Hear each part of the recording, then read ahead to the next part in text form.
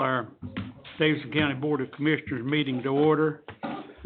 If you'll rise with me, Commissioner McClure will have the invocation and the pledge. Okay.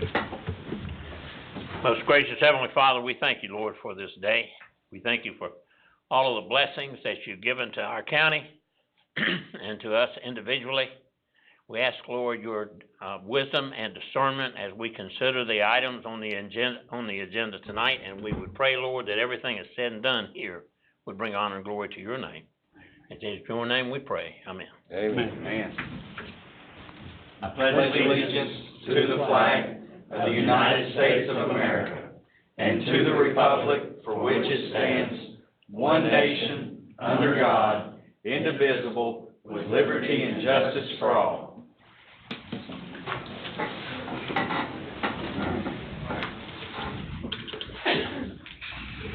If there's anyone that wants to speak at public address, you need to sign up, and you can come up and sign up. That's not for public hearings, but the public address.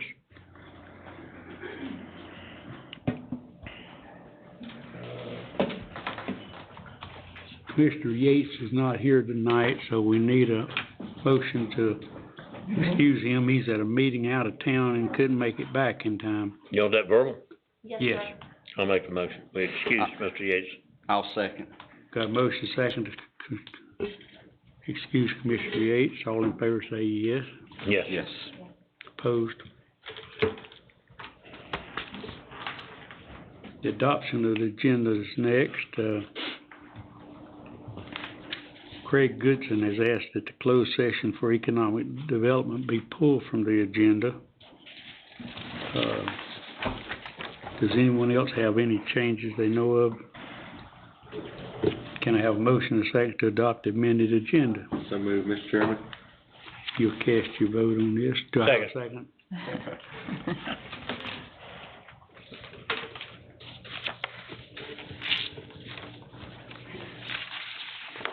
All of the votes are in, and that motion carries 6-0. Okay. Next item is public address. Is there? Okay.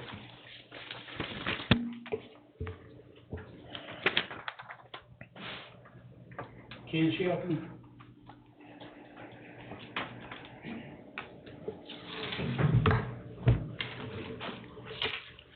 You guys got an email from Mark Fudd with the documents, these, what I'm going to address. Yes, sir. I can hand it to you if you'd like. That's fine. Yeah. Thank you.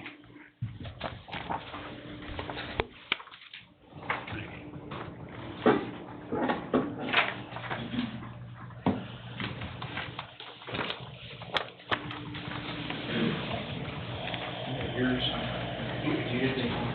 All right, thank you. Yes, sir. Thank you. Somebody want to put it in? Thank you. I'm Ken Shelton with Pike Electric, the aviation department manager and chief pilot. And the reason I'm here is because you guys have an airport here and a hangar large enough to house an airplane that we purchased that we didn't have a hangar large enough for. So we're from Surry County, but our passengers, many of them live in the Winston-Salem area. And so when we bought the airplane, it was with the intention of building another hangar in Surry County. But in the short term, we didn't have a place to house it. So we looked at Winston here, Salisbury, Statesville, and you guys here, you have a nice facility, good operation, and a really good FBO. The guys do a really good job there. So I went and I talked to Jack Robertson. Jack tells me that they have a hangar and this is what it cost, and this was back at last summer. And he gives me the fuel rebate program, and I told him, I said, you guys you're kind of out because of your property taxes with the city and the county. Everybody else except Winston doesn't have that, and so it makes the property taxes, you know, for us, it was a big number, it's $362,000, for this year. And Jack says, well, you know, that we have this fuel rebate program, and that was one of the things that the county put in to try to make it, to level the playing field, so we will help recruit, people to the airport. So I looked at it and I said, well, gosh, it looks like by the example that you've got, that potentially you could get 25% of your tax revenue back through a fuel rebate. And so that's the way I took it, and I didn't look at it at any deeper than that. And as time comes to pass, we started renting the hangar in September, even though we didn't take the airport or take delivery of the airplane until December, to make sure that we had a place to house the airplane. And so now we've been paying rent for a year. We are going, the hangar is not complete in Surry County and won't be probably until December. So we will be paying property taxes either here or we could move the airplane to West Palm Beach, where we have a large office and operation. The airplane's been there for 78 nights this year. But that's not what we want to do. We fly out of this area for the most part. And our goal is to stay here and stay in the area. But if the rebate, me and Mr. Hanner we have a disagreement. He wrote it, so he knows what his intent was. I read it, and my intention is, I can't, in the 8 pages, I couldn't find a place where the rebate is an exact amount. 3 minutes is up, Mr. Shelton. Okay. The rest of the story's in here. Thank you. I really appreciate your time, and I appreciate what you guys are trying to do for Davidson County. Thank you. Thank you, Ken. Thank you. Jennifer Thank you. Rudisill.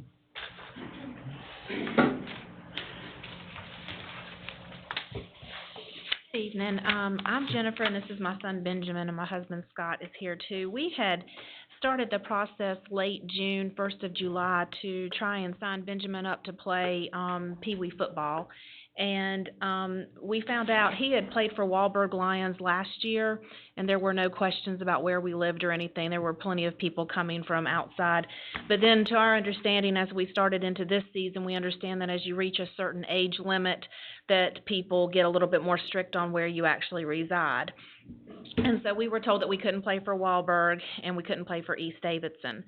And so I started reaching out and spoke with Wayne, and we started the process and came to a appeals committee because we were denied request to play anywhere other than the city of Thomasville for the Bulldogs. And so I wrote a letter because it's just a very confusing rule to me, because if I lived in Guilford County, I could pay for my son to play at East Davidson $50. But because I live in Davidson County, I can't allow my child to play for East Davidson. We live in the city limits. We pay city and county taxes and have for 20 years. My son attends High Point Christian, which is in Guilford County. So there are no sports available to him through the High Point Christian program until he's in the 6th grade. So he has been denied to play sports unless we sign him up with the Bulldogs. And that's just not what our family wishes to do. And we have friends. We both are graduates of East Davidson High School. My husband is the fire chief for Fairgrove Fire Department, so we're just very familiar with that community. And he did attend one of the free workouts, and he liked the team and wanted to play for it. So I have sent a letter to all of the county commissioners. I believe everyone has had a chance to review them. I have heard and talked with a couple of you, and it is my understanding that you all, or some of the people who have been talking to me, agree that this rule needs to be changed and that it will be changed for next season. So my plea tonight is if in fact you do know the rule will be changed, can we let him play this year? Because he'll be out a whole season if he's not allowed to play this year.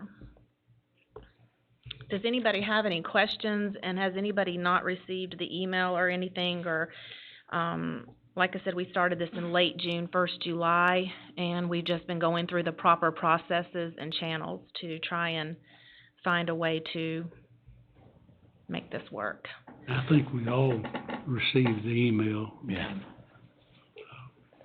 I know myself and, Mr. Commissioner Crotts sit on the Recreation Board for Davidson County. We've discussed this at length. One of the reasons why the board is set up the way it is so that instances like this would not be taken directly Sorry. to, 3 minutes is up, Chris. that's all you get, no. That means you didn't want to bribe. Yeah, so basically, we, wanted to set up something that was neutral. So every school has representation on a board.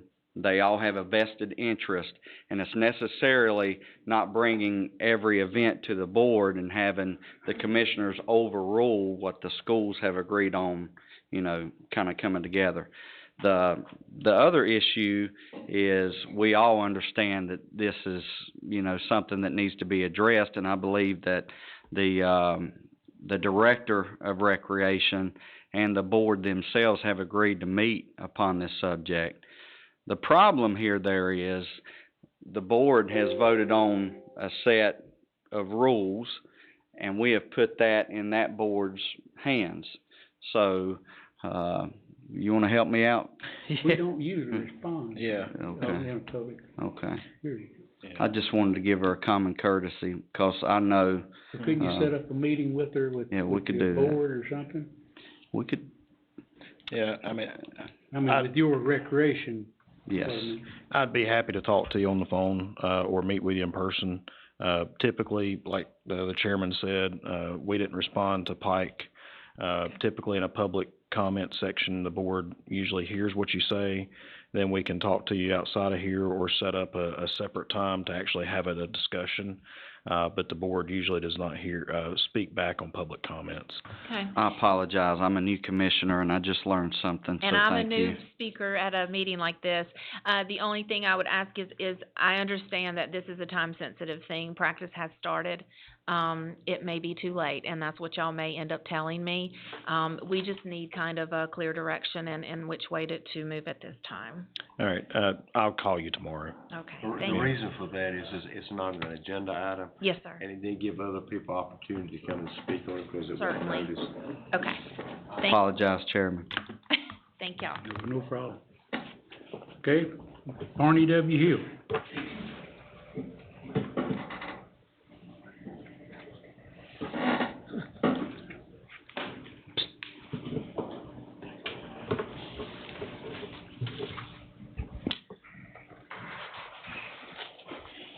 If you're curious about the lapse since June the 22nd, the explanation is there have been limited times to address you since then, and that one time was something that was specific to that agenda that was time sensitive.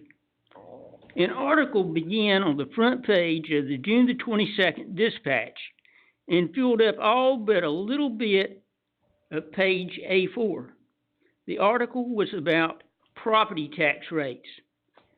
The way Mr. Truill and Mr. McClure came across in that article, readers with no prior knowledge of this board might have mistaken those commissioners for the second coming of Howard Jarvis and Paul Gann, the authors of California's Proposition 13. But Mr. McClure was the most tireless purveyor of the notion that the tax rate ought not to drop after a revaluation. And it was Mr. Truill who led the charge for the bond package and was the most reluctant to withdraw it. When he was first elected, he was the most conservative man on the board. Now he is the most liberal. That's what sitting in this room 8 years and breathing the same air as Max Walzer can do to you. Okay. That ends our public, address section. Our next item would be our public, hearing. Guy, you wanna get set up?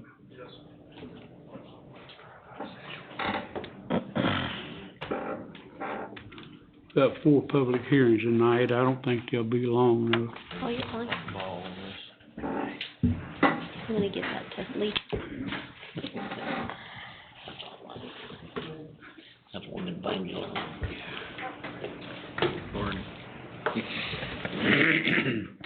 Yeah, that was.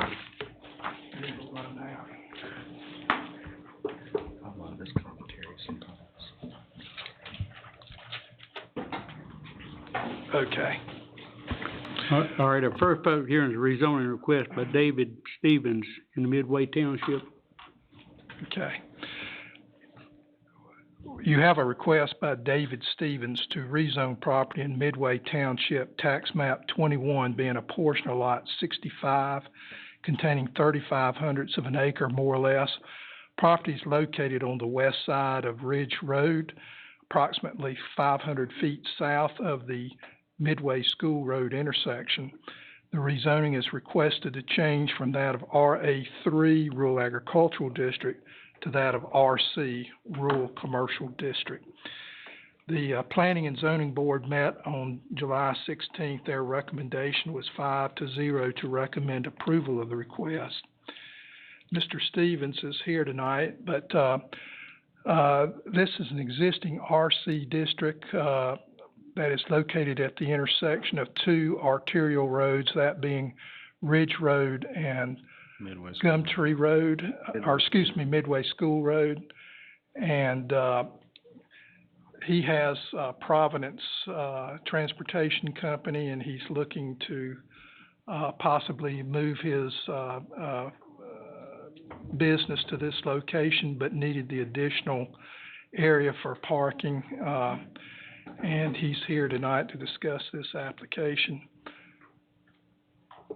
Okay. Mr. Stevens, you want to tell us a little bit about it? Certainly. Okay. I'm the owner of Providence Transportation, Dave Stevens, as was already mentioned, based in Thomasville, North Carolina. Providence Transportation serves the immediate community with non-emergency medical transportation services, and we have grown significantly over the past 6 years. In 2018, we completed more than 110,000 trips and drove more than 1 million miles collectively. We provide jobs for over 40 people in Davidson County and serve the needs of the immediate community.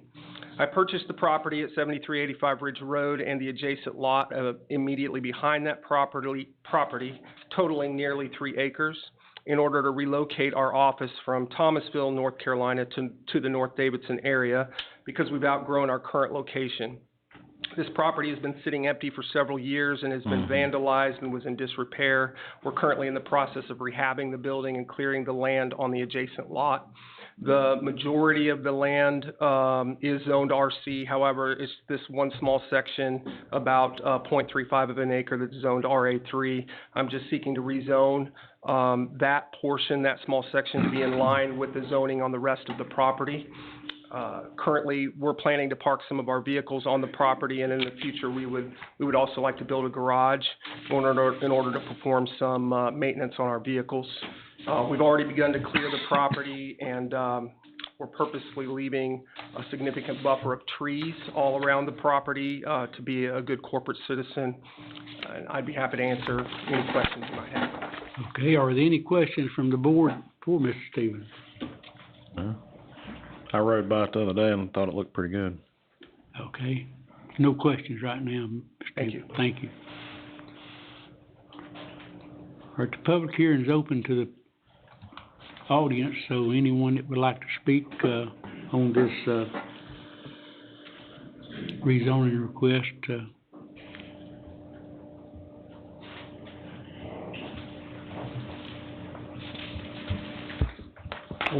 I want to apologize for the brevity. Usually for you, contiguity is king. This time, not only is the adjoining lot RC, so is most of the subject lot. Neatness alone demands that the RA3 sliver be eliminated.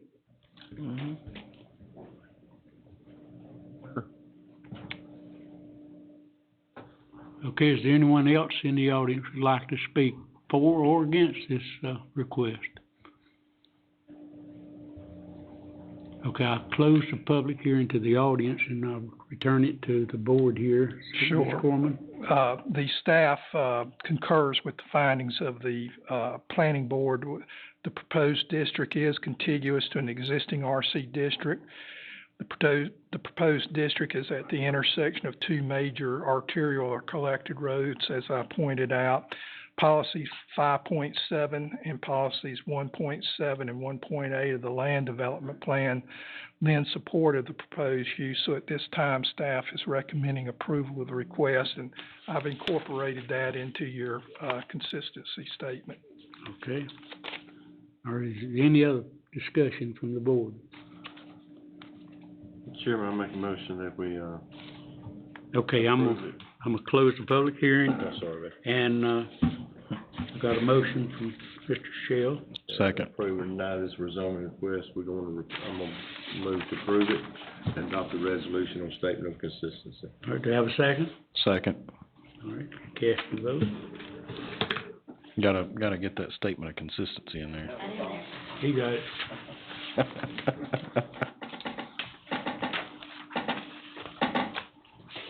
All of the votes are in. And that motion carries 6-0. Okay, We always You got forget my that vote? part. Yes, sir. Is there any way we can make a He'll motion get to to- always approve that part? That's right. we got it. I don't know when Okay. it talks. Telepathy. Telepathy. Second request is rezoning request by Terramore. Terramore Development. Yes, sir. Okay, You have a request by Terramore Development LLC to rezone property located in Conrad Hill Township, tax map 5A, being Block A, Lot 1, containing 4.3 acres more or less. The property is located on the northwest corner of the intersection of East US Highway 64 and County School Road. Rezoning is requested to change from O&I Office and Institutional District to that of HC Highway Commercial District. The planning and board met on July 16th, and at that time, the board recommended approval 5-0. Daniel Almazan with Terramore is here tonight to discuss the application. The property owner record is Danny Davis. Do you have some of the property owners here or not? Or? No. Okay, that's fine.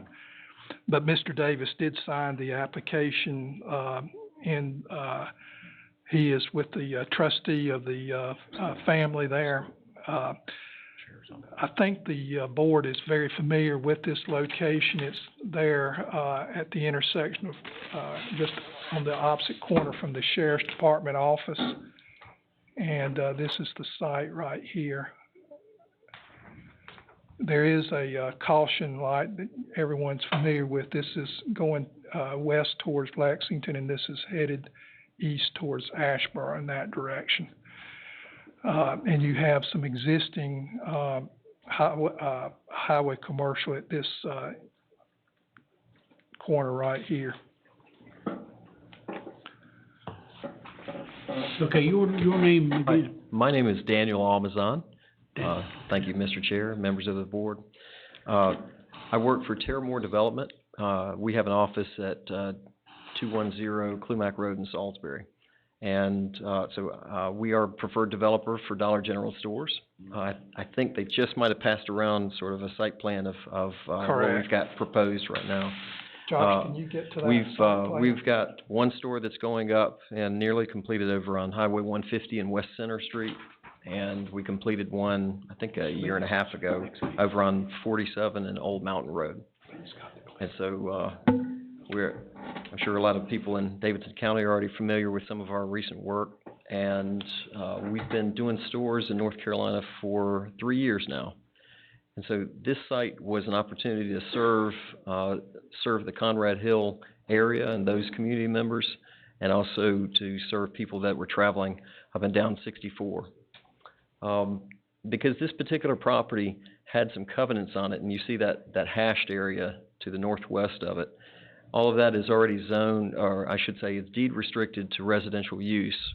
So we had to incorporate that into the site plan. There's no other development that we have slated for any of the other remaining portion of the property. So this is the only thing that's going to be there, and it actually allows us a nice buffer between some of the residential that's behind this property.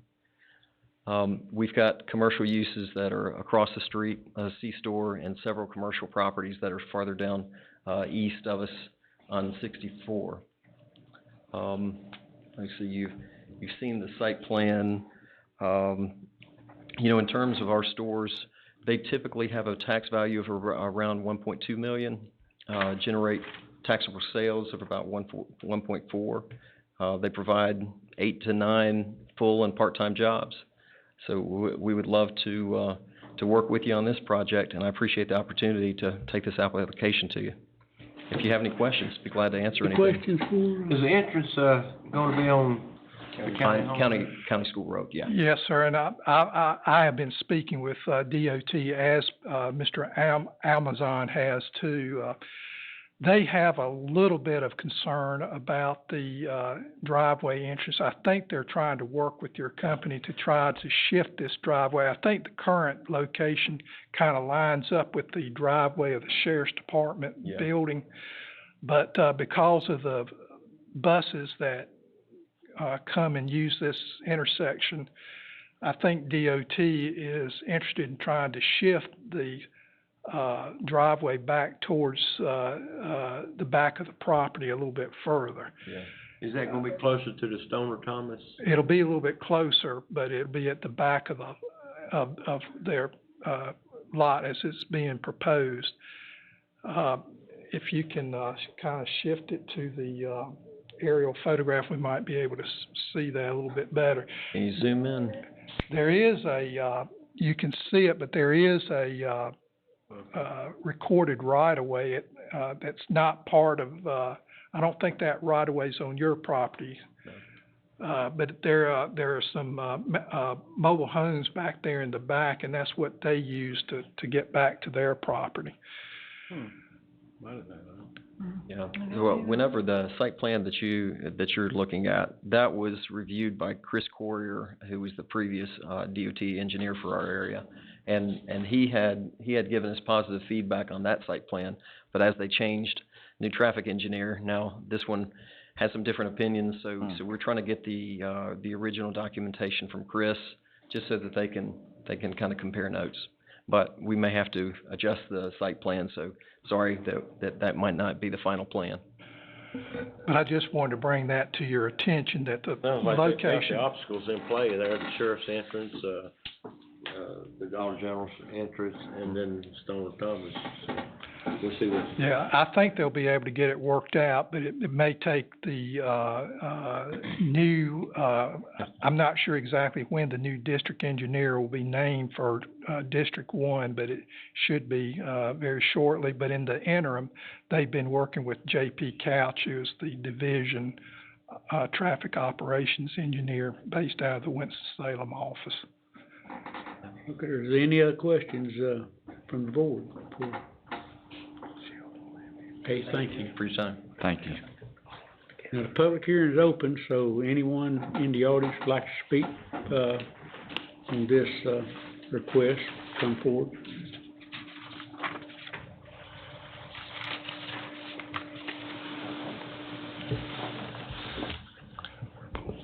There is a typo in the fourth whereas of the resolution on statement of consistency.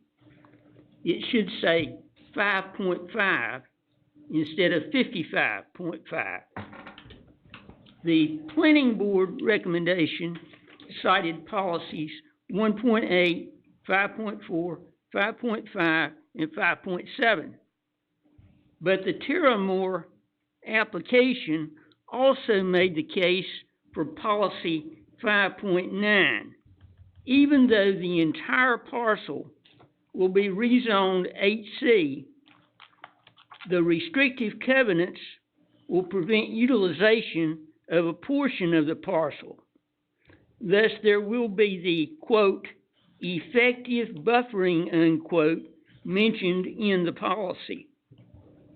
The owner of the convenience store at the southeast corner of the intersection complained that the new store would mean too much competition.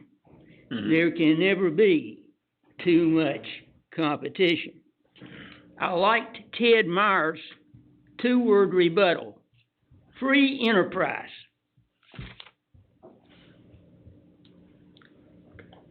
Okay, is there anyone else in the audience that'd like to speak in favor or against this, request? Okay, I'm gonna close the public hearing to the audience and, return it to the board. Any questions for Guy from the board? Or Guy, go ahead. Okay, well, again, 64, Highway 64 is a corridor of economic opportunity. I would point that out to the board, and I concur with Mr. Hill that you can include 5.9. It states that effective buffering and or landscaping shall be provided by new commercial or office development adjoining existing or planned residential uses. So you could incorporate that if you chose to do so. But also policies 5.4, 5.5, 5.7, and 1.8 all lend support of the land development plan. And so at this time, we would recommend approval. Okay. Is there any other discussion from the board? Mr. Chairman, I make a motion, or you want to close it first? Public hearing's closed. Go ahead. I make a motion that we approve this with the statement of resolution, also with the correction of the typo. I second. We've got a motion and a second to approve. If you cast your vote.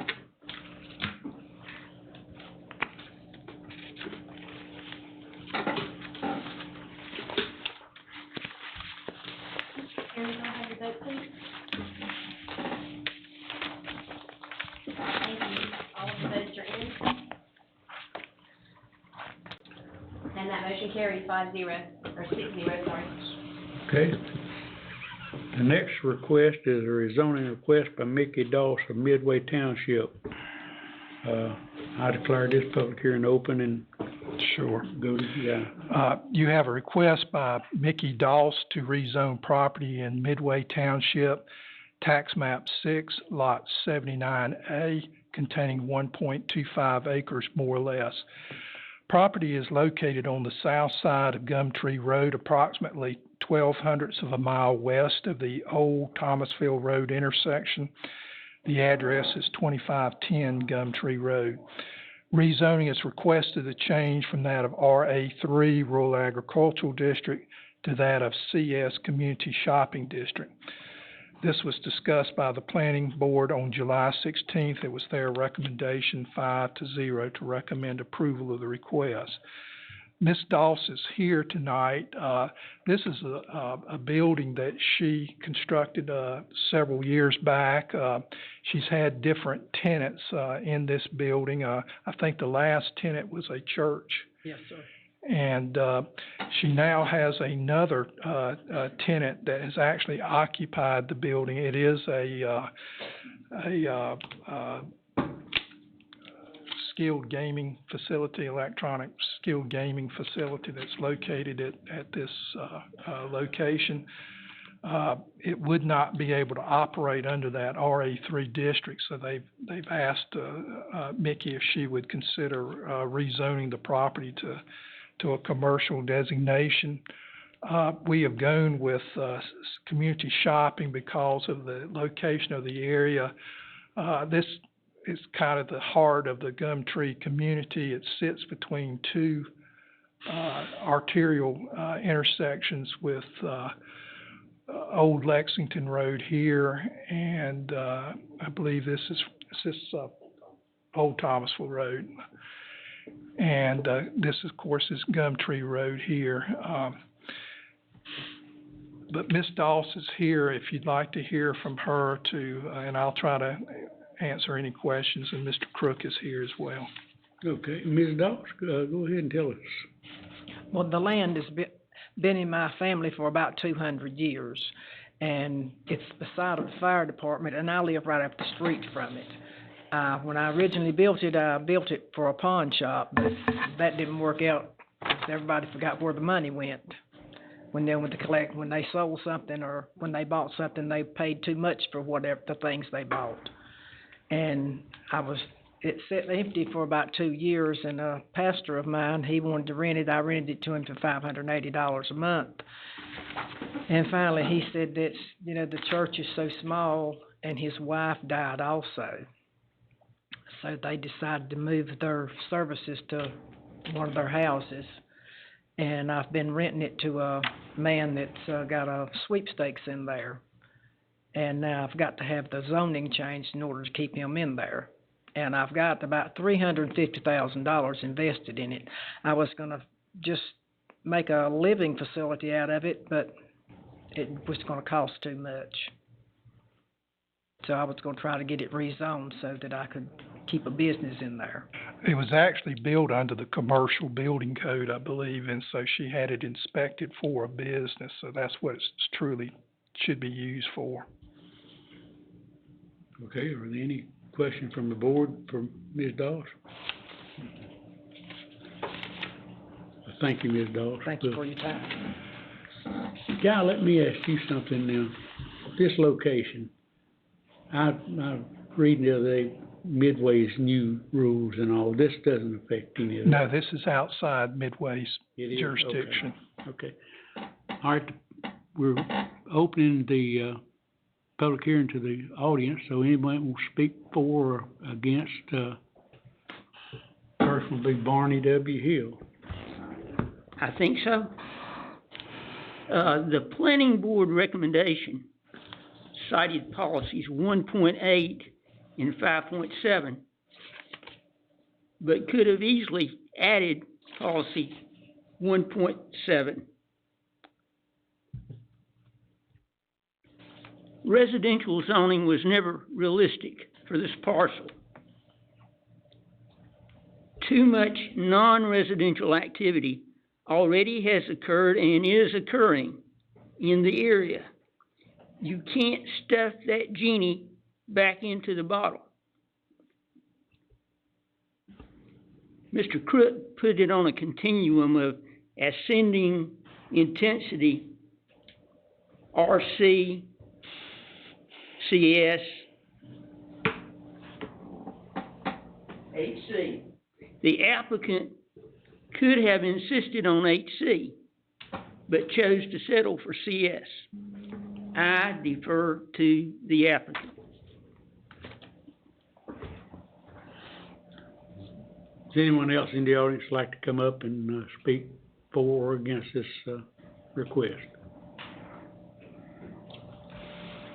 Come a close public hearing to the audience and turn it back to the board. Guy? Staff is recommending approval for the CS. We feel like the commercial use would remain to be consistent with the comprehensive plan for the area. Again, we pointed out that this is a major collector road, Gumtree Road, and it sits between two other major collector roads, and it's going to continue to see commercial development in that area. So at this time, we would recommend approval. Okay. Close the public hearing, return it to the board here for discussion or a motion. Mr. Chairman, I move that we approve this request with the resolution, a statement of consistency. Okay. Second, Mr. Chairman. Got a motion and a second to approve this request with the statement of consistency. Cast your vote.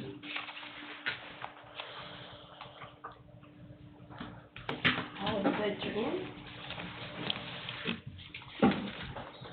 And that motion carries 6-0. Okay.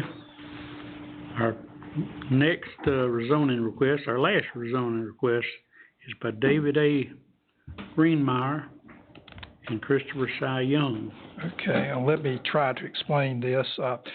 Just for the record, you have a request that's been continued to this evening. It's a request by David Greenmeyer and Christopher Young to amend conditions on property zoned conditional use HC, commercial district. The property is located on the southwest side of the intersection of Gray Road and NC Highway 8 at 8948 NC Highway 8.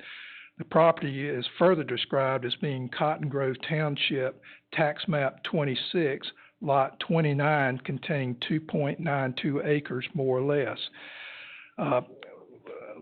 Last year, the board had seen fit to rezone it to conditional use HC for the racing firm. I'm trying to remember the name of it. Durham Racing, and they chose not to bring their business to Davidson County. They relocated down in Trinity, North Carolina. So they never actually chose to pursue this site. So we've had this CUHC district there. Mr. Greenmeyer attempted to negotiate a purchase of the property from Durham Racing, and he actually appeared before the board, I think, back in June 4th, and at that time, June 25th, I think it was, and that's when it was tabled till this evening because he was still trying to negotiate with the Durham Racing. Well, those negotiations never went any further, and so we attempted to try to get Mr. Greenmeyer to withdraw, and we've lost contact with him, and so we finally talked with the real estate agent, and she just said that he was no longer pursuing this application or this request. So what I would think that we would need to do is just dismiss the application, and in that way, and Mr. Attorney, if you had a term that you used with me this afternoon, if you... Mr. Corman and I were talking earlier today as to whether it would be appropriate to dismiss or to deny the application, inasmuch as you are not acting on the merits of the application. It was our request that you would simply dismiss it. Okay. Yes, sure.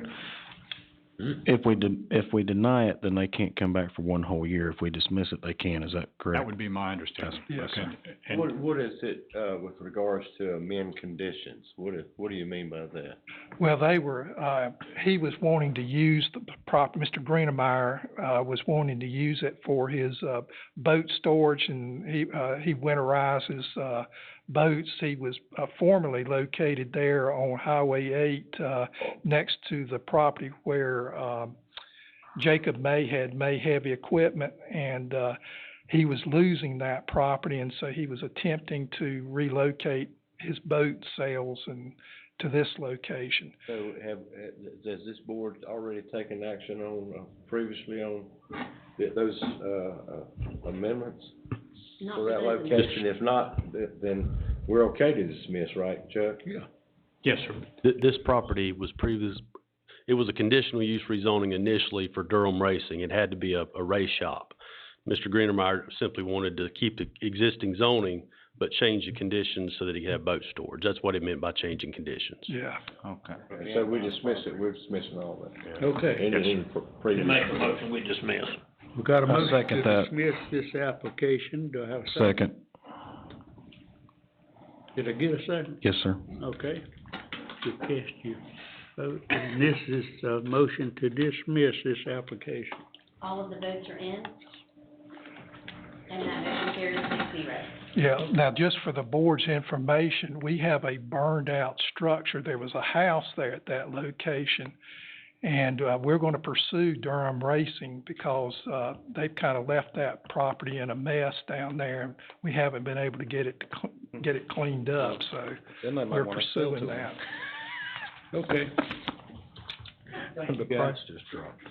Next item on the agenda is our consent agenda. We've got,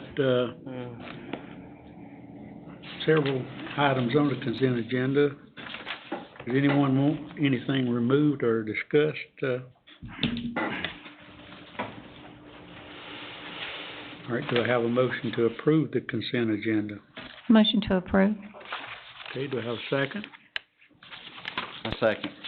All right, we got a motion, a second to approve the consent agenda. If you'll cast your vote.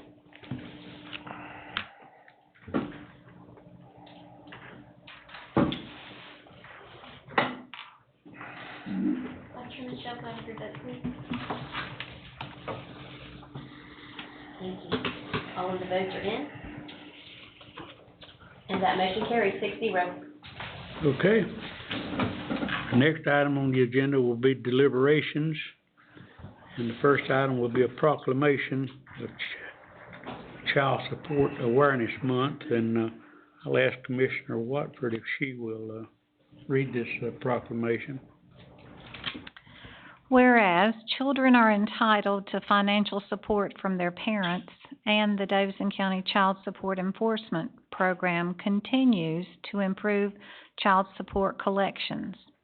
And whereas Davidson County Child Support Services is dedicated to serving families and children throughout the state.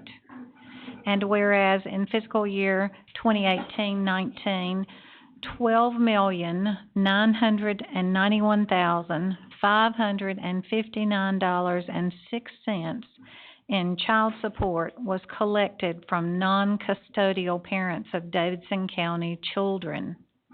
And whereas there are over 6,000 support orders in place to ensure that these children receive financial support from their parents. And whereas Davidson County Child Support Enforcement staff continues to be one of the top performing programs in the entire state of North Carolina. And whereas children who do not receive adequate financial and emotional support from their parents may experience greater difficulty in becoming healthy, happy, and productive citizens. And whereas many concerned and dedicated child support professionals, judges, sheriff's personnel, clerk of court staff, and legal personnel work to establish and enforce child support for Davidson County children. Now therefore, the Davidson County Board of Commissioners does hereby proclaim August 2019 as Child Support Awareness Month and commend its observance to the citizens of Davidson County this the 13th day of August 2019. Okay, can I have a motion and a second to approve this, proclamation? Motion approved. Second. Got a motion second, you cast your vote. And is Dale or Scott's here. Okay, just bring, all of you come up. All of the votes are in. And Karen's gonna present you with this And thing. that motion carries 6-0.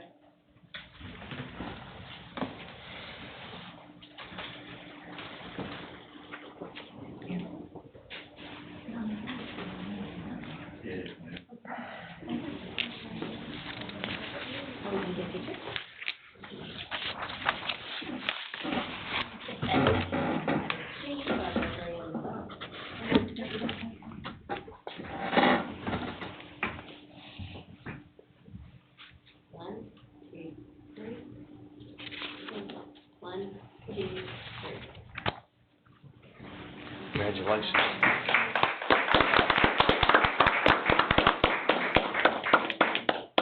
Go ahead and say a few words.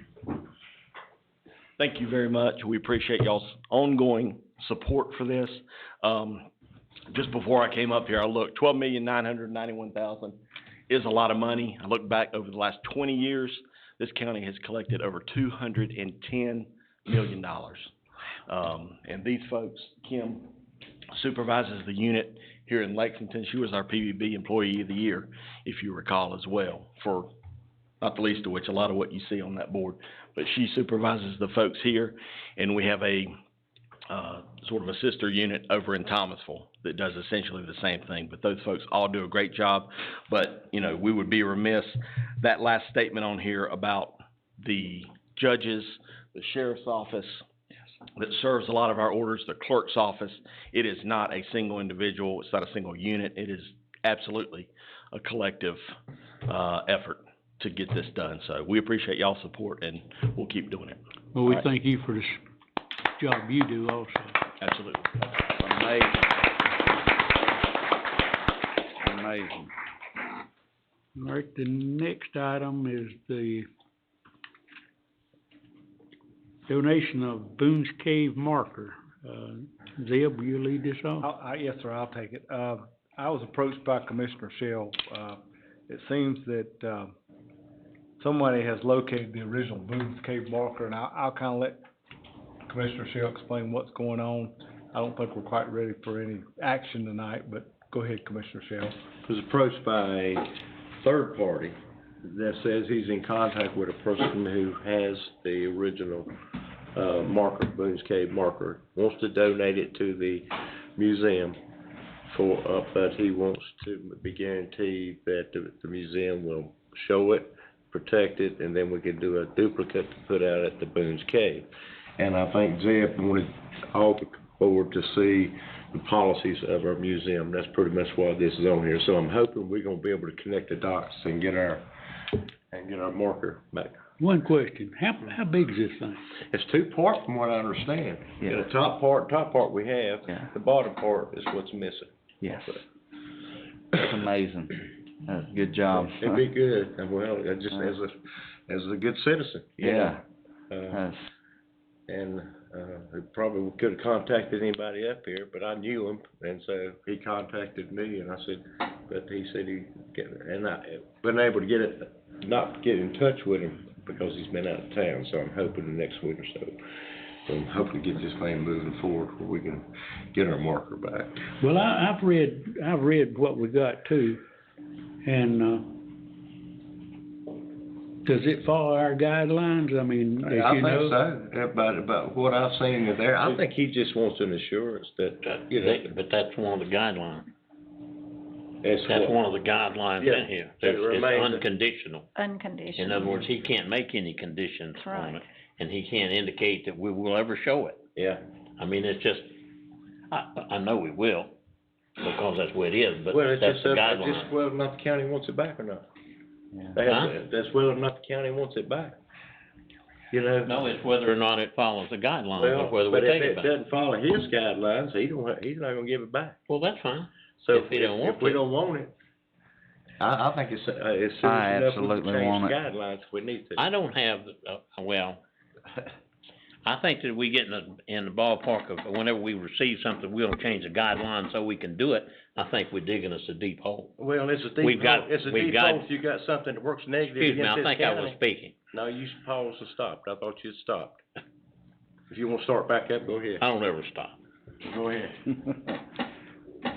What I was saying is that we can't change the guidelines for every person that comes up and wants to donate something to the museum.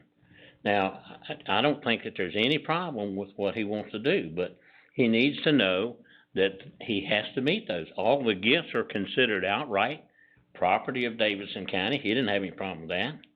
And the only thing here is, only unconditional gifts will be accepted. Let me just say this, if you're I'm through. done. Go If you're ahead. through. We just heard two parks people talk about a provision that we had in place that needs to be changed. If we've got something in here, it's not all right with me. It might be with you, but if it hurts this county, it's not all right. We need to readdress it. That's all I'm saying, Fred. This is not in stone. This is according to the will of this board. Well, That's all I got to say. Let me say this, you said we're not gonna do anything tonight, is But we don't No. have, we've not been in contact. so because believe it or not, I'm reading this the same way Mr. McClure is. I don't see how we can guarantee anything with what we've got in place now. I agree, I don't think I think it'll be displayed, I think it'll be protected as much as we can and all that, but I don't think that it shows that we can guarantee the man that, I don't see that. Mr. Chairman. But I've I'm never sorry. said that. No, but Now, Fred alluded, insinuated that, but I've never said that. What I have said is, this is what we got. and this is the options that's before us, and we need to make a decision if it comes to that point, if it comes that far, as to how we want to address this. That's all I've said. And it was twisted around to be something it wasn't meant to be. I'm sorry if I misunderstood what you said. I was just reading from the thing that we got here in front of us, which outlines how we can receive stuff. Mr. Chairman? Yes, sir. Could I speak Yes, to this sir. issue? This means a lot to me personally because I helped lay the block and the brick, and a lot of blood, sweat, and tears of me and Mike Everhart and Doug Malloy and a lot of individuals. Man, we put everything that we had into Boones Cave Park. Now, what does that mean about this? It absolutely has nothing to do with this. But I believe that if that gentleman cares just as much about us taking care of this monument in such a way that we're going to honor it like it needs to be honored, then I think that there's absolutely no way we couldn't work anything out with this gentleman, because it means that much to the county, it means that much to me, it means that much to the park, that Boones Cave Park, that this monument will be forever enshrined in a museum. It doesn't mean that it has to be shown. It just means that, listen, the cast will be, because the cast of whatever we get will be put on display for my kids and their kids to see. And that means a lot to me, because one of the most heartbreaking things that we had is when we put that stone up there and we didn't have it complete. It was just a part of us that was just left alone because we didn't know where the other part was. Now that we do, I pray that we can work something out with this individual to where he's honored and his donation is honored. Well, I think his concern is that we let it get away one time. Yeah. And he don't want to trust it back into our hands, has policies, he's gonna allow it to get away again. You know, now, as far as what the museum does, we have, this is their policy, right? We can change it. Well, they don't set policy for this board, the board sets policy for the museum, if it's something that needs to be addressed. But we'll take that up if the time ever comes. Where's the other part of this thing? Where is the other It's on the top. It's kind of like an arrow. Hey, where is it located now? What are you asking again? I'm Where's sorry. the top of it is located right now? Is it out at Boones Cave? No. Where is it located? It's at Boones Cave Park. Okay, we can't take this to Boones Cave. You don't want it at Boones Cave. But the mold of it, we can remold another version to make it complete out there at Boones Cave. That will be out there for everybody to see for ages alone. And it will be complete like it was when the state had it when they first put it there. So. Mr. Chairman. Go ahead, I'm sorry. Go ahead. I think it might be just simply a matter of talking to this gentleman and just explaining to him that, you know, I don't think under any circumstances that we would not display it. It's just a matter of him understanding, demanding something that's not a part of the rules of the museum, and just working it out with a verbal discussion. It seems to me that it would all work out. Got to make one more comment. Yes, sir, go ahead. If you go down to the museum, we've got all kinds of artifacts in the museum that have been donated by people. Mm-hmm. And every time one of them donates something, they donate it knowing that they follow these rules. And we change the rules, and they come back and say, well, I donated this, so I would like to have this rule changed. I donated this, so instead of y'all having it, I'd like to have it back. I've changed my mind. We just open the door for all kinds of stuff if we start changing the rules that we've set in place. Now, I agree with you, Mr. Shell. If that's a rule that we don't need, then we'll change it somewhere. But as long as it's there, then we need to adhere to it. And it's just a slap in the face to all the people who have already donated stuff to that museum unconditionally. So when are we gonna do this? Is there anything, there's nothing on the agenda now about changing any rules for anything, is there? No. I don't know even how they got there. This was just to give you an update of where we're at. That's what I asked, is And where if we were there's at. something later on to look at, we'll look at it. I have a Nobody said problem a with that, thing what I about said. changing any rules.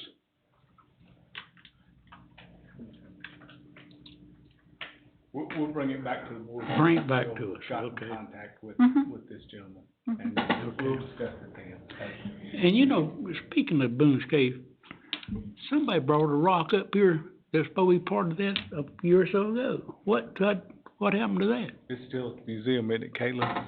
Yeah, Caitlin Williams is here. Was that part of it too? No, the rock wasn't part of, it was just rock out at the cave, wasn't it? It wasn't the part of the stone. It wasn't part of the Boone's Cave monument. That's not the rock that we sent up to Salem, is it? That's it, yeah. Is it back yet? It's at the museum. Oh, okay, Yeah. okay. But it had some I hadn't writing heard on that. it and all. Yeah, it had a, Masonic. It was something state. I don't know. Yeah, it had some type of inscriptions on it. Yeah, and same stuff, thing's and on the They rock. sent it up to the guy at Old Salem to analyze it. Exact same thing that's on the rock in Missouri, at the home place over there. That's Same pretty neat. inscriptions on it. Okay. All right, bring it back to us. Next item on the agenda is approval of a preposition contract for debris removal, for disaster preparedness. Casey and Dwayne. Mr. Chairman, Dwayne's gonna help me out here, but I wanna give you the Cliff Notes version of this item before we kinda talk about it for a minute. If you remember some time ago, we went through the whole process of kinda conforming our procurement stuff to the UG. You probably may have remembered that term, and that's really if you're getting federal money for anything, you've got to conform to their guidelines of procurement. We have done so, we've implemented that policy, and anywhere there's federal money, that's what we do. Then the conversation come up, Dwayne and I got talking about it one day, what if we have a disaster, which we have had in the past, where we have to get reimbursed from FEMA? Again, that's a federal agency. Do we need something in place ahead of the storm, not after, that sets the stage for being able to get reimbursed? The answer to that, we thought, yes, we do. So what you have before you tonight is a bid tab or a bid preparation package that I'm gonna let Dwayne walk you through, that basically sets out what a storm, a massive storm, I think it's a Category 4 hurricane according to the Army Corps. I used one, sir. Corps of Engineers. So it's a massive storm. What we would do in the event of an emergency to get reimbursed. So we have all the vendors kind of in place, if you will. Mm-hmm. So I don't want you to see the dollar amount and get shocked by the large scale of it, because it'd be the entire County. The entire county. The worst case scenario, in my opinion. There's no appropriation with us tonight. We would simply accept the bids, because obviously we don't have a storm to be appropriating money to deal with yet. But you need these guidelines ahead of the storm, not after, obviously, because then you're gonna be asking for the federal government to reimburse you. So I'm gonna let Dwayne And coach help me you to out the end of with that. one part, Casey, too, is that the contract will be signed, but a pre-audit certificate will not be signed. Right, Not needed. right, because we don't have an appropriation yet tonight. At We're the point asking. that we have an impending, declaration for disaster. Right. The board would go into emergency meeting and appropriate the funds. Yeah. Or any amount of funds. It may be this 6, it may be far less. But this, Absolutely. again, according to the Army Corps of Engineers, if you have certain type of storm, this is what you can expect in damage, and that's kind of what we quote-unquote bid or budgeted to, so. And I've got all the details. If anybody wants to see it, I'll be glad to share it with anybody. This is, like Mr. Casey said, the Cliff Notes version of this. He stole a lot of my thunder. Hey, give me just one. He stole all your storm, he jumped right in. Well, I think Mr. Shell and Mr. McClure heard this too, the longer version of it, the Facilities Committee the other day, and I saw their faces when they saw the dollar amount, so I knew then I better get in the middle before the rest of you see it. It's a little pricey, I will admit, but it is FEMA reimbursable. So that's also the key point. And before I forget, there's another step to this also, and that is a monitoring service to monitor these guys as they go around and actually pick up the debris. That's right. So, as staff, we all have full-time jobs. To stop what we're doing and go do the monitoring, it's impossible. And that's also, FEMA, reimbursable as well. So we would pay it, and then FEMA would reimburse us. As you go through the bid tabulation, the first 70 hours after the event This basically is a cut and toss to open roads and buildings, government buildings. And, this bid document only asks for an hourly rate for a whole list of equipment. Bulldozers, skid steers, dump trucks, you name it, it was in there. So I took that hourly rate, multiplied it by 70, and that's where the $232,000 come from. The, post 70 hours, could last for months, because this is where we're going around and gathering all the debris, transporting it to a site where it's either ground up or burnt. In the tree section, I'm asking, I had $250,000 in there. I had no idea what that number should look like.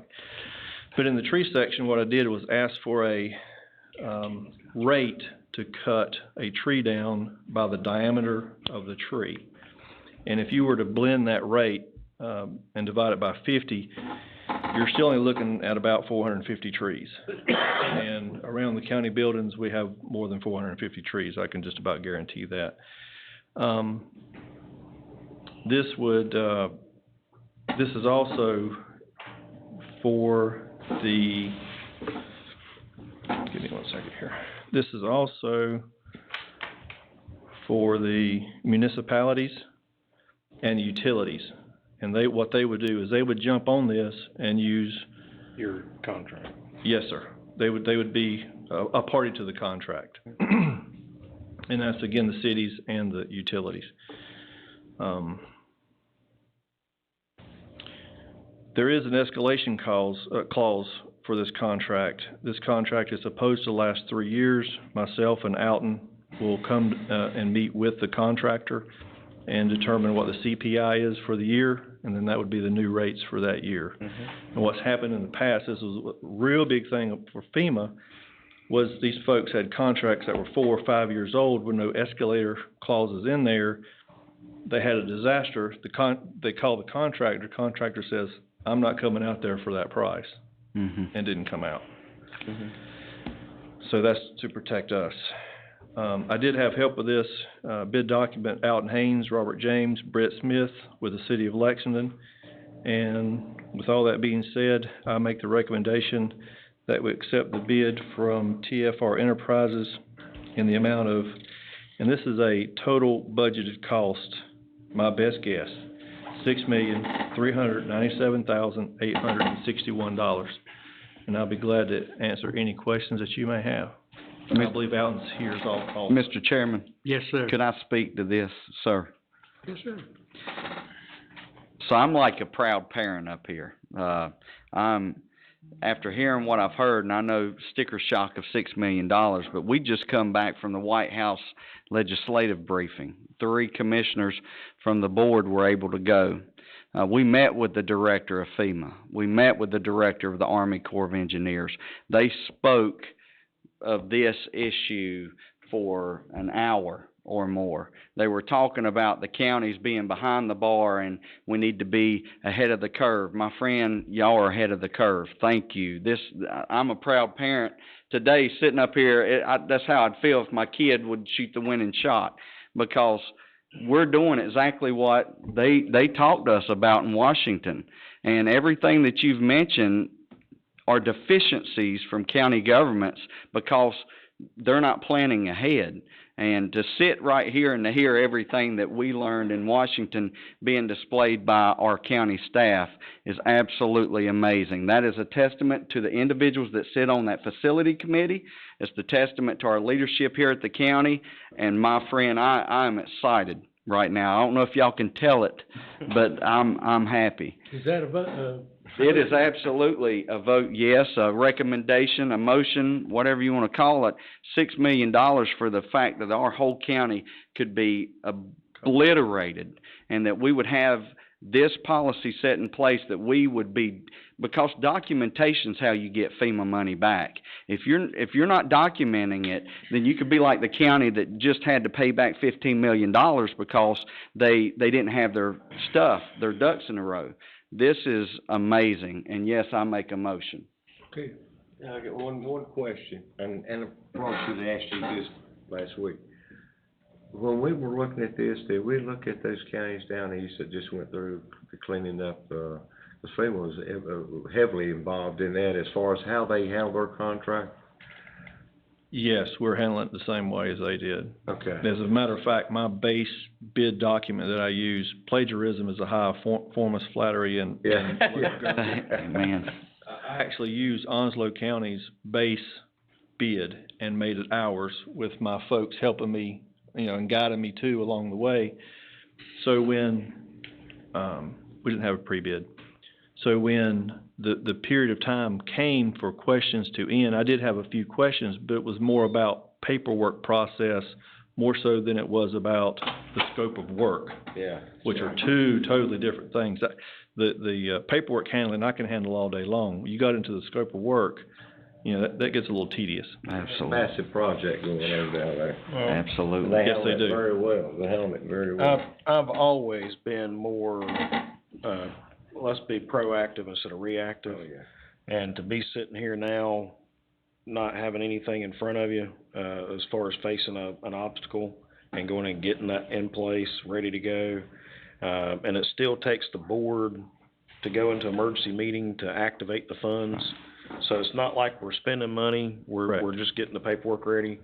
I commend you for doing that, and I agree with Chris. I mean, we hear about that from up in DC, and so, and Fred, I know, knows about it when he was the president of NCACC down east, so, thank you.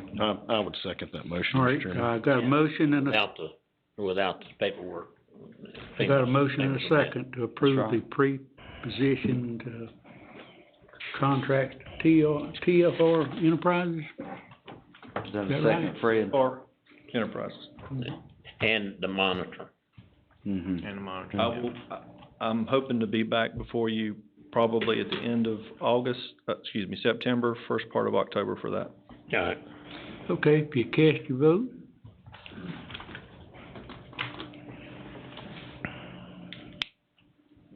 All the votes are in. And that motion carries 6-0. Y'all did a good job on that, and we appreciate you doing that. When that tornado came through, our EMS folks, they actually put a plan into effect. That's awesome. But to have one where it guarantees you money back from FEMA is very important. Mm-hmm. All right, the next item on the approval of a gross, I can't see anymore. That Gross should be- maximum price, courthouse, project. GMP, yeah. Mm-hmm. So Casey, you wanna lead this off? I can, Mr. Chairman. We got several people here tonight. Dan, do you wanna come? And I don't know, Dan Norman, I've got a lot of people from Barnhill. I'm gonna do the 30,000 foot on this one as well, cause I can get you to the summary piece, and then you wanna talk to these gentlemen about the details. Facilities Committee folks heard this pretty, in depth, if you will, Mr. McClure and Mr. Shell the other day. We are at a milestone point with this courthouse project, so we are back to you tonight with our, what we call the GMP, the guaranteed maximum price, through all of the kind of the sub bids or whatever that go on, through Barnhill kind of managing all that process. You have a number now, that we're working toward. If you'll remember, we approved for them to move forward. Let me work backwards. We started with a budget, of around $29.6 million. We allowed them to move forward with some site development work, early this summer, and that was around $3.5 million or so. So that leaves the gap that you have before you tonight, which is approval of a change order essentially to the original contract that is for about 25.3, that gets you to a total of just under $28.8 million. So yes, we are under our budget at the moment. We do have some other things that we're gonna have to contend with going forward. I can just go ahead and give you, I got them off the top of my head. Dressing out the courtrooms, I'm not talking about staff furniture, I'm talking about FF&E inside the courtrooms. Finishing out our first appearance system inside the new courtrooms, that we already use. We got some HVAC issues we're gonna work through. And then we've got some piping issues in the old 58 courthouse. As you come in, that stuff could be in there, I don't know, it could be 100 years old for all I know. So we'll have to deal with that. Those four things are gonna be competing for, you got about, I'm just gonna round $1 million worth of savings right now against the budget. Those four things are gonna be competing. I just want you to get it on your radar, so remember that. The goal tonight, staff would like to, again, these gentlemen can walk you through any level of detail, down to the bids themselves, the sub bids, all the way through it. But upon approval tonight, the next step for us is, Jane and I have got to start getting together and figuring out our funding package, what we're gonna get before you to get bond counsel on, our financial advisor, so we'll have to go to the market to sell this debt. So remember that, that's coming very, very soon. But from that, that's kind of the 30,000-foot view that for me is helpful, because now the number tonight, upon approval, locks in, and we are building a courthouse. And you said that was 28? We're at about 28.8, I'm just rounding. 28,798,982. Yep. And again, remember that includes all the things we did early in the summer. It also has a list, and Dwayne has that as well, and Dan has this in pretty great detail, a list of allowances. Mr. McClure and Mr. Shell saw this at Facilities Committee the other day.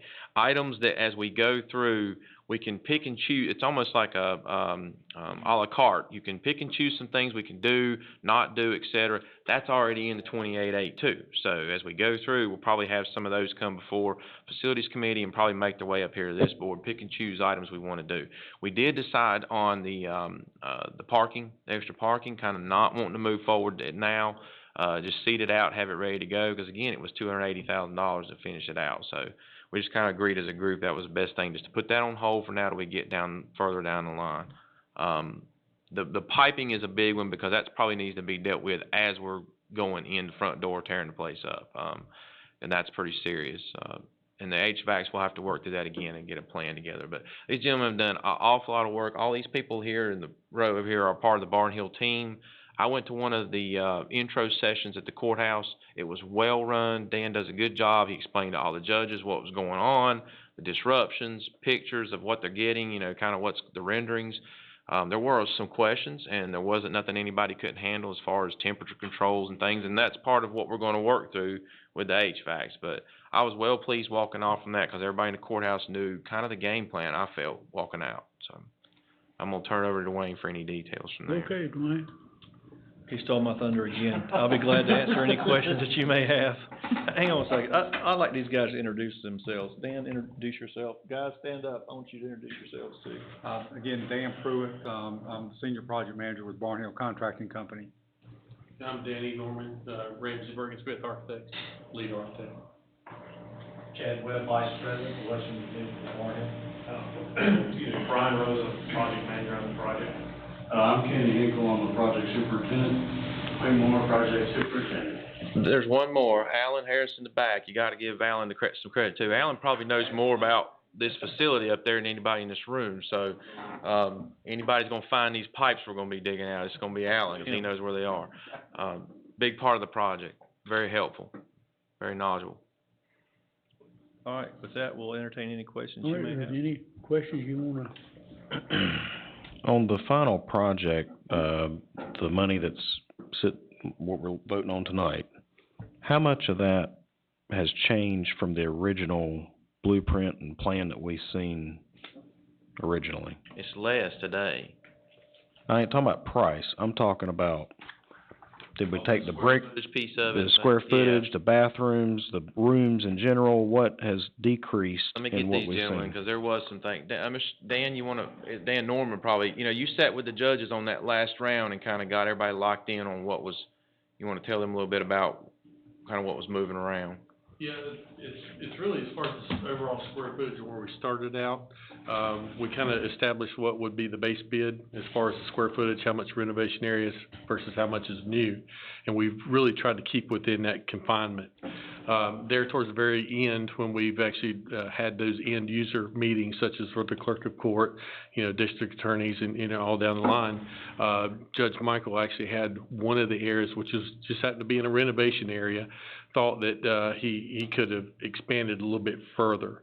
So we've actually, I told him we could do that. We could actually look at that, come up with the idea to expand that area and make it within the certain, you know, configuration that he already had. I did that. Then he actually came back and said, well, we would like a little bit more area. And I said, well, we'll get into that, you know, as long as we can come up with an agreeable price, if it's also within the budget. Because at the time, we didn't have the overall numbers come in, because it was still being bidded. But as far as the overall size, we really have not changed from that first initial concept. Just to clarify, the square footage from the initial budget that we actually offered actually went up. I thought he was talking about cost, and so that's what I was thinking, yeah. From the cost standpoint, you clarified that. Yeah, I thought he was talking about cost. Budget. And at one of our previous meetings, we'd gone through the details, as Dan had described them, of starting out with, about, 79,000 feet. A little less than 77,000 feet, plus the renovation area. And the renovation area went from about, 9,000 to about 12,000 or something in that range. So anyway, we were able to take care of it in the project budget. If that answers your question, Okay. I just wasn't sure what had been removed from what we had voted on originally. It's not so much the removal, you got 4 walls, it's the way it gets rearranged on the inside. Right, And that's that's part what of I was what asking Dan, about.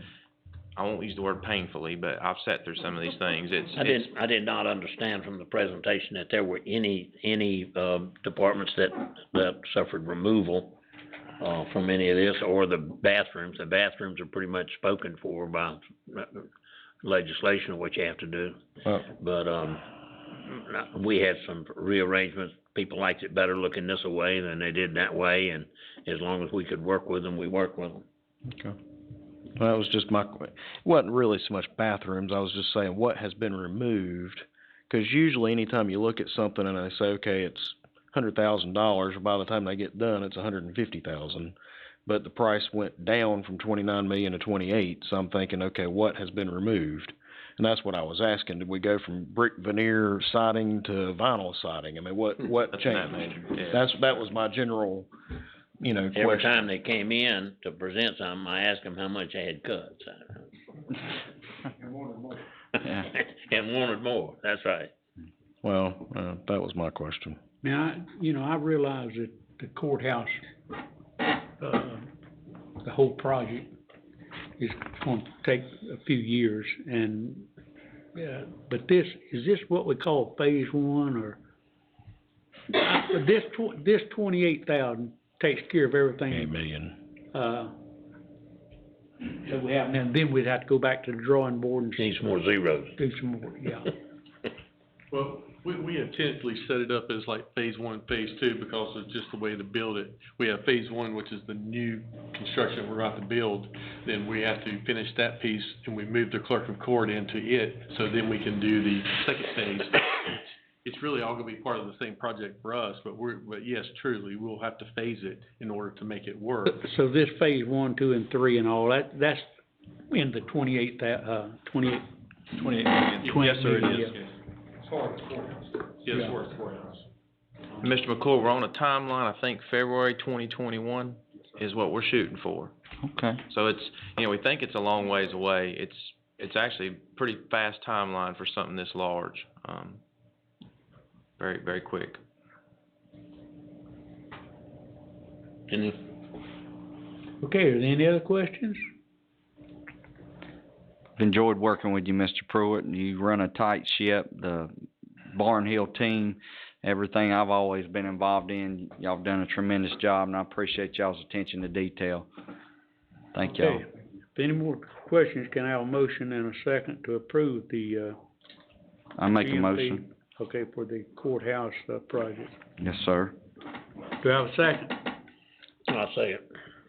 All right, we got a motion and a second. If you'll cast your vote.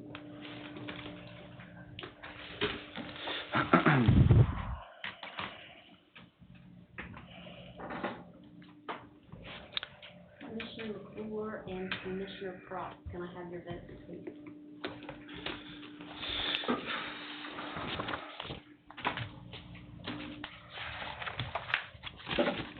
All of the votes are in. And this motion carries 6-0. Okay, thank you. Thank you very much. We'll go build a courthouse. Yes. Now, can I have a motion and a second to, Closed session, motion? yeah, Will you just verbally, sir? Make, Have we done anything yet? No. Mr. Attorney, do you need to? Not at this time, sir, no, thank you. Okay, so we got a motion and a second to go into closed section. All in favor, say aye. Aye. Closed section. Put it down either way you want. Jerry.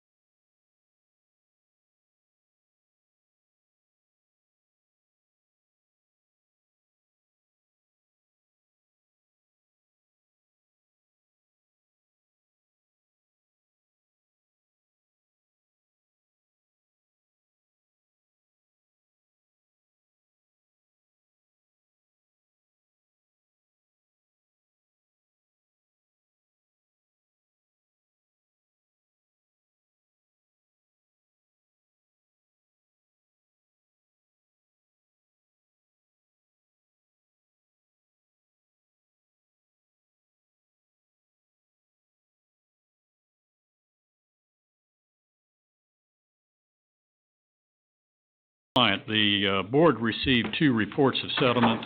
Copies of those reports have been provided to the clerk for inclusion within the minutes of tonight's meeting. The second was under personnel, and the board approved certain personnel measures in closed session. Thank you, that's all I have. Okay. Is anything others to come before the board? Make a motion to adjourn. Got a motion, and a second to adjourn. All in favor? Aye. Return. Mr. Chairman?